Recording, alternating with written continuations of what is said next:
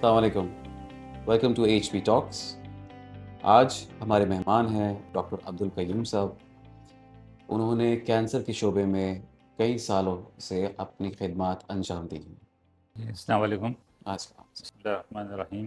इसमें जो अभी आप बात करना चाह रहे हैं कैंसर, ख़ास तौर से लंग कैंसर के बारे में, तो ये बहुत इम्पोर्टेंट और अहम बात है कि हमें सबको इसके बारे में अवेयरनेस हो, नॉलेज होनी चाहिए। और कैंसर के ऊपर, ख़ासतौर ब्रेस्ट कैंसर पर काफ़ी अवेयरनेस का प्रोग्राम होते रहते हैं, बातचीत। और कुछ चीज़ें ऐसी हैं, ब्रेस्ट कैंसर जो हैं बहुत अहम, लेकिन उसके ऊपर ज़्यादा बात नहीं हो पाती है। तो लंग कैंसर एक ऐसा है जो तवज्जो दी जाए और उसकी वजूहात समझी जाएँ तो बहुत सारी चीज़ें काबू में की जा सकती हैं। अब मिसाल के तौर पे इसमें एक बड़ा रोल आता है जो एटमॉस्फेयर की पॉल्यूशन, उसमें धूल, मट्टी, धुआँ चीज़ें हैं जो कि लंग्स के लिए नुकसानदेह होती हैं। और उसमें टॉप पर आती है स्मोकिंग। तरीक़े को चेंज कर लें, ई स्मोकिंग आ गई। तो लेकिन अगर आप देखें तो डेटा के अंदर आपको मिलेगा कि हर चीज़ से एवरीथिंग इज़ डेंजरस। जी, आप नेचर से हटेंगे ना, तो नेचर से हटने में नुकसानात ही नुकसानात हैं। आपको, मैं तो ये लफ्ज़ कहता हूँ अक्सर कि हम कराची में, कि आपको कोई कम एनवायरमेंटल जो मसाइल आ रहे हैं वो क्या कम हैं जो आपको एक्स्ट्रा ऐड करने की ज़रूरत पड़ रही है। तो एहतियात की ज़रूरत चाहिए। अगर एहतियात करेंगे तो बहुत सारी चीज़ें बची जा सकती हैं। तो उसमें और भी हैं हमारे जो डेली रूटीन लाइफ है, लाइफ स्टाइल है, उसको हम अगर एडजस्ट करें तरीके से सही से, तो उस बहुत बेनिफिट मिल सकता है। अब इसमें नेचुरल जो, जिस तरह अल्लाह ताला ने इंसान को बनाया, फिर इसमें अल्लाह ने खुद ही कहा कि दिन को बनाया मेहनत के लिए, रात को बनाया आराम के लिए। तो बाज़ इसमें हमने भी अपनी लाइफ को चेंज कर लिया है कि अब देखें रातों में हम देर तक जाते हैं, सुबह देर से उठते हैं, तो बहुत सारी चीज़ें हम खुद मिस कर रहे होते हैं। जब सूरज निकलता है उसके फ़वाइद हैं, सुबह की जो ताज़ी हवा मिलती है उसके फ़वाइद हैं, तो हम बहुत सारी चीज़ें से मिस कर रहे होते हैं। तो ख़ैर, अब ये तो एक जनरल बात है कि की जाए। अब हम इससे बात करेंगे कि लंग कैंसर के ऊपर, तो अलामतें बहुत सारी इसमें ऐसी हैं जो किसी और अमराज से भी हो सकती हैं। जैसे अब खांसी हो रही है, तो ज़रूरी है कि खांसी का मतलब है कि अब कैंसर ही हो गया किसी को। और भी इन्फेक्शन है, बहुत सारे कुछ और इन्फेक्शस डिजीज़ भी आती हैं। लेकिन अहम बात यह है कि इसके ऊपर तवज्जो और किया जाए कि ये खांसी अगर हुई तो उसका रीज़न क्या है। कुछ दिन ज़्यादा खांसी हो गई है, अब उसमें मसाल आ रहे हैं, ख़ासतौर जब अगर बलगम में खून आना शुरू हो गया, तो यकीनी तौर से आपको फ़ौरी डॉक्टर से कंसल्ट करना चाहिए। सर वैसे आप क्या देखते हैं कि बाहर के ममालिक में वर्सेस पाकिस्तान लंग कैंसर को कैसा देखा जाता है? देखें, इसमें जो स्मोकिंग है बाहर के ममालिक में भी हालांकि कंट्रोल की कोशिश करी, वहाँ पे भी है, लेकिन जो इंसिडेंस है, मैं समझता हूँ शायद हमारे यहाँ मुल्क में कुछ ज़्यादा बढ़ रहा है as compared to other countries. बाहर के ममालिक में भी अच्छा खासा इसमें कैंसर, लंग कैंसर के पेशेंट मौजूद हैं, लेकिन यहाँ पर पाकिस्तान के अंदर मेरे हिसाब से चीज़ें बढ़ रही हैं। और मेन रीज़न इसका पॉल्यूशन ही है। पॉल्यूशन है, फिर सारी चीज़ें आप ऐड कर सकते हैं जो एनवायरमेंटल हैं या स्मोकिंग वगैरह है उस हिसाब से। नहीं सर, बिल्कुल आपकी इस हवाले से बिल्कुल सही बात है। आम तौर पे डॉक्टर्स बोलते हैं कि लंग कैंसर की सबसे बड़ा वजह स्मोकिंग है। लेकिन आपने जैसे बताया पोल्यूशन वगैरह ऐसी भी वजूहत होती हैं। तो सर सबसे ज़्यादा तो आपने बता दिया चलो स्मोकिंग से है। तो ऐसा कौन से कितने परसेंटेज होते हैं जो नॉन स्मोकर्स भी आपके पास आते हैं लंग कैंसर का? उसमें अगर हम सही देखें, एक एक तो चीज़ है कि डाटा हमारे पास, जो अगर हम अपनी कंट्री की बात करें, जी। तो प्रॉपर डाटा मिसिंग है। वो नहीं कंपाइल हो पाया है अभी तक, और चीज़ें नहीं कह सकती कि, और उसकी मेन वजह जो है ट्यूमर रजिस्ट्री। ट्यूमर रजिस्ट्री हो और उसमें बात है, पेशेंट ने एक हॉस्पिटल में दिखाया, वहाँ से निकल के दूसरे हॉस्पिटल में दिखाया, तो एक ही पेशेंट 3-4 जगह अगर प्रेजेंट कर रहा है तो वो डाटा तो आपको प्रॉपर नहीं हुआ। वो एक ही पेशेंट है जिसको आप 3 दफ़ा या 4 दफ़ा शो कर रहे हैं। तो मेरे हिसाब से अगर हम देखें तो तकरीबन अगर 30-40% केसेस बाद ऐसे मिल जाते हैं जो यानी स्मोकिंग नहीं की हुई है लेकिन फिर भी इसमें कैंसर मौजूद है। तो मेरे हिसाब से वो रीज़न वही कि जो हम आउटसाइड एनवायरनमेंट है बाहर का, और या लाइफ स्टाइल वगैरह उस पर डिपेंड करता है बहुत सारी चीज़ें। तो वो एक रीज़न हो सकता है। तो सर आपने बात की नॉन स्मोकर्स की। तो ऐसी जो आपने पोल्यूशन की बात की, तो ऐसी कोई ख़ास चीज़ें जिसको आप कहेंगे भई ये चीज़ें हैं जो नॉन स्मोकर्स को अवॉइड करनी चाहिए? उसमें बात सिर्फ वही आती है कि आपके पास डॉक्यूमेंटेड प्रूफ हो। हुँ, अगर मैं कहूँ कि मिसाल के तौर पे कि मिठाई नहीं खाओ तो उससे कैंसर हो जाएगा, तो ठीक है, एक जनरल बात चल रही है, लेकिन आपको डॉक्यूमेंटेड प्रूफ देना होगा कि आप मिठाई, कौन सी मिठाई नहीं खाओ, किस किस्म की नहीं खाओ, कितने क्वांटिटी में नहीं खाओ। तो बहुत सारी चीज़ें ऐसी हैं जो यानी एक तरह से लेमैन वाली बात हो जाती है कि उसको हम साइंटिफिकली प्रूफ नहीं कर पाए। हुँ, तो अब अब देखें इसमें टोबैको यूज़ स्मोकिंग यकीनी तौर पे है, लेकिन अब दूसरे फॉर्म्स में जो आ गया है कि अब गुटखा, छालिया और तंबाकू और दूसरे प्रोडक्ट्स बन रही हैं। तो अब मैं किसी प्रोडक्ट का नाम नहीं लूँगा, लेकिन वो कहता हूँ जैसे सौंफ खाना है। आपको पता नहीं वो सौंफ को जो प्रोसेस किया गया है, वो जिस तरीके से इसको प्रोसेस किया गया है, वो चीज़ों से वही मिक्स कर दी गई हैं, वही उसमें भी टोबैको ऐड कर दिया गया है, टोबैको का एक्सट्रैक्ट निकाल के डाल दिया गया है, तो तभी तो आपको एडिक्शन हो रही है उसकी, तो हुँ। आपसे छूट नहीं रहा वो। तो ये चीज़ें भी इसमें मैं कहता हूँ इंक्लूड होनी चाहिए। अच्छा सर थोड़ा-सा फिर मेडिकल साइड पे अगर देखें हिस्टोपैथोलॉजिकल रिपोर्ट्स आपके पास आती हैं जिससे हम असेस करते हैं कि कहीं कैंसर जो है नॉन स्क्वैमस की तरफ आता है या स्क्वैमस की तरफ आता है सेल से। आपके एक्सपीरियंस में पाकिस्तान में ज़्यादा क्या देखा जा रहा है कि और आजकल के जो कैंसर मार्कर्स हैं, उसमें आप कैसे डिटरमिन करते हैं कि भई कौन-सी प्रोटोकॉल्स की तरफ हम लेके जाएँ? हाँ, इसमें देखें बेसिक जो डायग्नोसिस होगा तो हिस्टोपैथोलॉजी से होगा। एक टिश्यू निकाल के उसकी डायग्नोसिस होगी। उसमें फिर स्क्वेमस है, एडिनोकार्सिनोमा, नॉन स्क्वेमस है, फिर एडिनोकार्सिनोमा दूसरे टाइप हैं। फिर इसके अंदर फर्दर सब टाइप्स वगैरह भी उसमें आपको देखना होता है कि कौन सा स्पेसिफिक है जो जिसमें आपको ट्रीटमेंट टारगेटेड देनी होगी, जिससे ज़्यादा बेनिफिट मिल सकता है। तो वो फिर यानी उसको सब कैटेगराइज करते हुए देखते हुए आपको उस ट्रीटमेंट पे आना होगा। तो वैसे तो यानी आप देखना ब्रॉडली पैक्लीटैक्सेल है, जेमसिटाबीन है, पेमीट्रेक्सेड है, प्लैटिनम कंपाउंड्स हैं, ये आमतौर से जो यूज़ कर रहे होते हैं। फिर उसमें टारगेट के अंदर टीकेआईस वगैरह यूज़ हो रही हैं टारगेट में, और इम्यूनोथेरेपी ऐड की जा रही है। तो ये डिपेंड करता है कि कंडीशन पेशेंट का टाइप कौन सी है, किस किस्म का उसको कैंसर है, कौन किस स्टेज में है, आपको पहले सर्जरी पे जाना है या सर्जिकली पॉसिबल नहीं है, कीमोथेरेपी है, फिर रेडिएशन भी इसमें रोल है। तो वो डिपेंड करता है पेशेंट टू पेशेंट। तो सर अगर पेशेंट नॉन स्क्वैमस हो एनसीएलसी और अगर ईजीएफआर एएलके नेगेटिव हो, तो क्या आप पेमीट्रेक्सेट और जैसे ऑप्शंस को कंसिडर करते हैं वहाँ पे? मेरे ख्याल में उसमें तो यही ऑप्शन है, बेस्ट ऑप्शन, कि आप पेमीट्रेक्सेट का यूज़ किया जाए, और जिसमें कि बेहतर रिजल्ट्स मिलने के चांसेस हैं इसमें। और सर जब डायग्नोसिस से कंफर्म हो जाता है, तो फिर टिपिकल जो हमारे ट्रीटमेंट पिलर्स वैसे क्या होते हैं कैंसर में अगर कोई आपके पास आता है लंग अगर कैंसर पेशेंट? ट्रीटमेंट देखें तो ट्रीटमेंट ऑप्शन सर्जिकली, अगर ऑप्शन है सर्जिकल से रिमूव करना है, फिर कीमोथेरेपी है और रेडिएशन है। तो डिपेंडिंग अपॉन स्टेज और पेशेंट्स स्टेटस, पेशेंट कंडीशन, हुँ। उस हिसाब से फिर डिसीजन लेना होता है।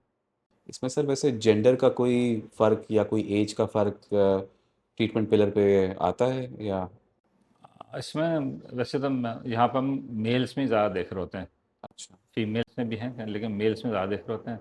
और जेंडर के हवाले से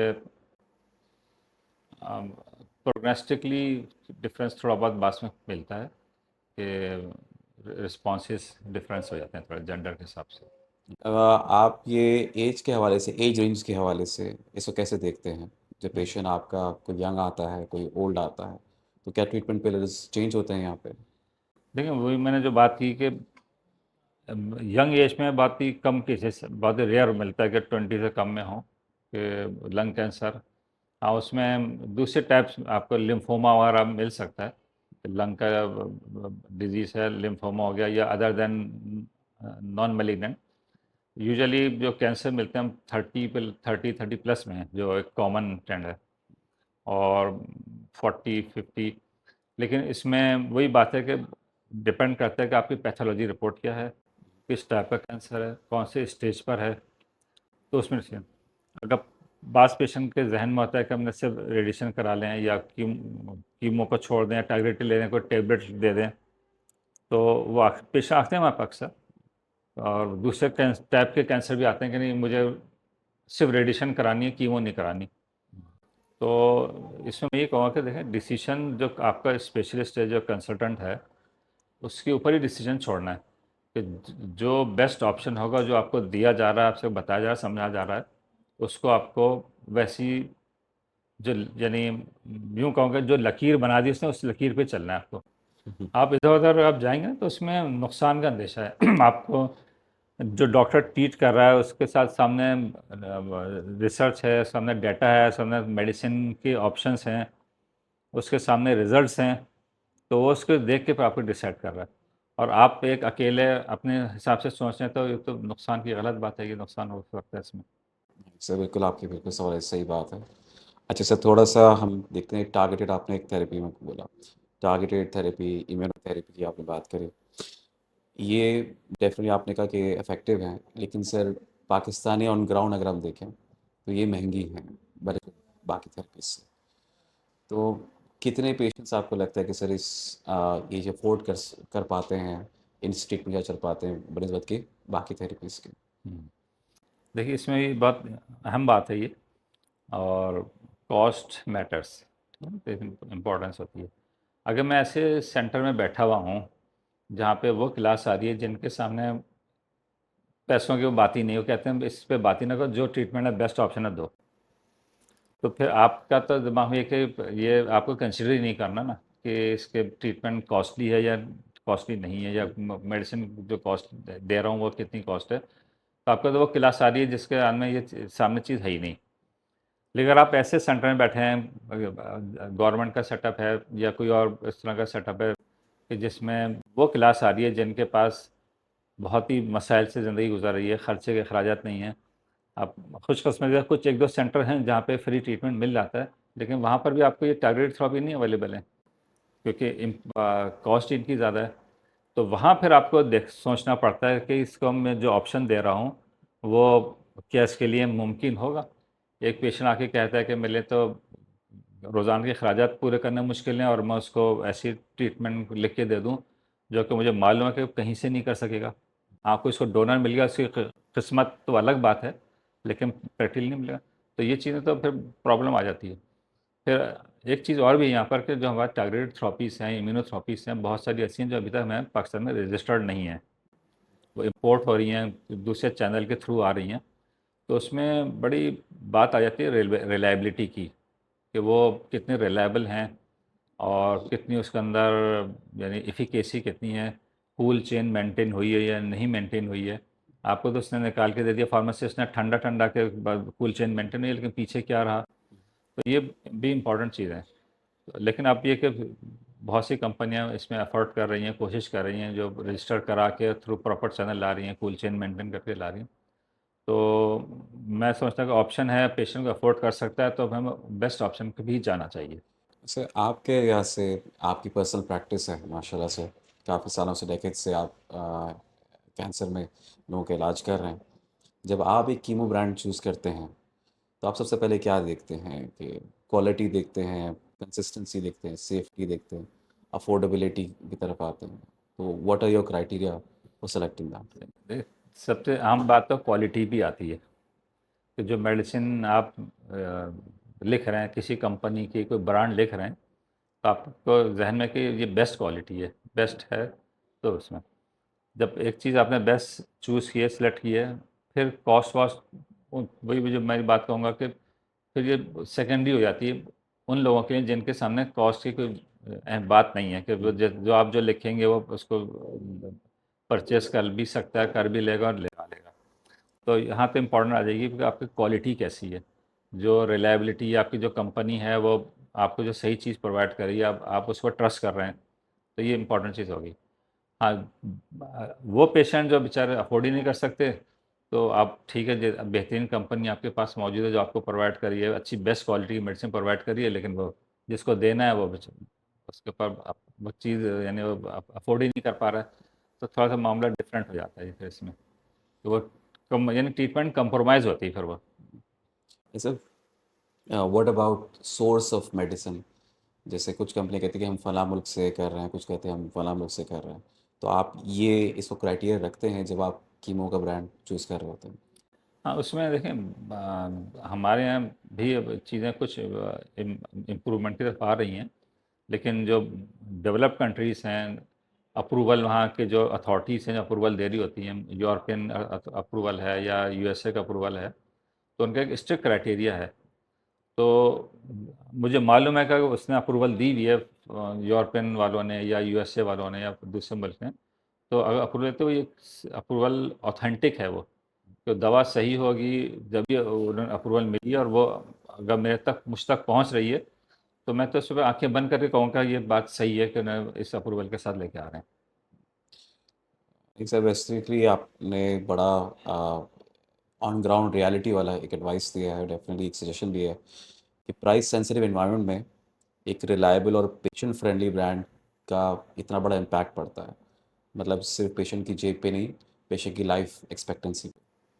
तो इस हवाले से sir do you have any advice for patients कि कोई अर्ली साइन को चेकअप वगैरह अगर कोई करना चाहे, तो क्या तदाबीर होनी चाहिए? इसमें यही होगा, अगर पहली बात है कि लाइफ़स्टाइल हमारा सही होना चाहिए और मैं समझता हूँ कि हम अल्लाह ताला ने जो हमें तरतीब बताई है, उस पे हम अमल करेंगे तो यकीनी फ़ायदा होगा इंशाअल्लाह ताला। ठीक है, बीमारी है, अल्लाह के नबी भी बीमार पड़े, तो बीमारी आनी है। हाँ, अगर कोई बीमारी आई है तो फिर उसको फ़ौरी तौर से उस पे तवज्जो की जाए, उसको इग्नोर ना करें। अगर खाँसी हो रही है, कह दें नहीं ये तो मौसम चेंज हुआ है या ऐसी वजह बन गई है इसलिए खाँसी हुई है, ठंड हो गई है, तो ठीक है, हो सकता है, लेकिन उसको प्रॉपर्ली डायग्नोज़ करना है कि आपको खाँसी हो तो उसको जो आपका जो डॉक्टर है, उस तक आप अप्रोच करें, उससे इन्वेस्टिगेट कराएँ, उसके प्रॉपर जो टेस्ट वगैरह की ज़रूरत होगी वो टेस्ट किए जाएँ।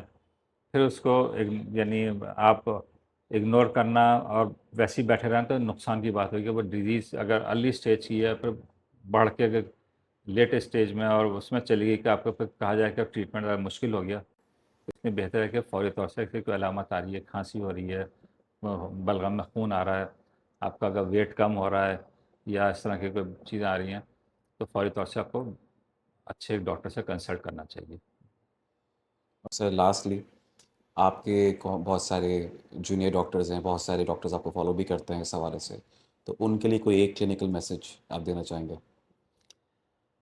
इसमें जो इम्पोर्टेंट बात है वो ये है कि हमारे बाज़ बार जूनियर डॉक्टर्स भी कहते हैं कि कुछ भी नहीं, मामूली चीज़ है, और फ़ौरी तौर से बस ऐसी दवाइयाँ प्रिस्क्राइब कर देते हैं जिससे चीज़ें मास्क हो जाती हैं, तो नहीं देनी चाहिए। आपने उनको मास्क कर दिया तो अननेसेसरी स्टेरॉइड का यूज़ हो जाता है, अननेसेसरी एंटीबायोटिक्स का यूज़ हो जाता है, तो ये बहुत सी चीज़ें उस पे मास्क हो जाती हैं।